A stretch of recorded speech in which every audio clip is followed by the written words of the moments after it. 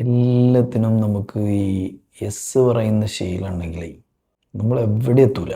അതായത് നമുക്ക് മറ്റുള്ളവരെ വ്രണപ്പെടുത്താൻ പറ്റില്ല. വ്രണപ്പെടുത്തേണ്ട ആവശ്യമില്ല. സത്യത്തിൽ നമുക്ക് എന്താ പ്രശ്നം എന്ന് വെച്ചാൽ, നമുക്ക് ആ കാര്യം ഇഷ്ടമില്ലാതിരുന്നിട്ട് പോലും നമ്മൾ മറ്റുള്ളവരോട് അവർക്കെന്താ തോന്നുക, അല്ലെങ്കിൽ അവർക്ക് എന്ത് വിഷമം വരുമെന്ന് വിചാരിച്ചിട്ട് നമ്മുടെ ഹൃദയത്തിനെ നമ്മൾ ഹട്ട് ചെയ്യുന്ന പ്രവണത ഉണ്ട്. അത് ശരിയല്ല എന്ന് പറഞ്ഞു. സത്യത്തിൽ ആ ഒരു കാര്യം നിങ്ങൾ ചെയ്യേണ്ട കാര്യമില്ല.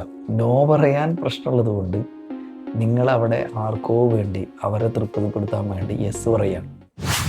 അവസാനം എന്താ സംഭവിക്കുന്നത് വെച്ചാൽ, നമ്മളെ പിന്നെ അവർ വിലയിരുത്തുന്നത് ഇവന് എപ്പോഴും എല്ലാ കാര്യത്തിനും ഓക്കെയാണ്, അതുകൊണ്ട് ഇവനെ എങ്ങനെ നീ യൂട്ടിലൈസ് ചെയ്യാം, ഇവനെ എങ്ങനെയൊക്കെ നമുക്ക് യൂസ് ചെയ്യാമെന്നാണ് മറ്റുള്ളവർ ചിന്തിക്കുക. അപ്പോൾ ആ ഒരു കാര്യം ഓർത്ത് വെക്കുന്നത് നല്ലതാണ്. ഇത് കുറേ ആളുകൾക്ക് റിലേറ്റ് ചെയ്യാൻ പറ്റിയിട്ടുണ്ടാവും.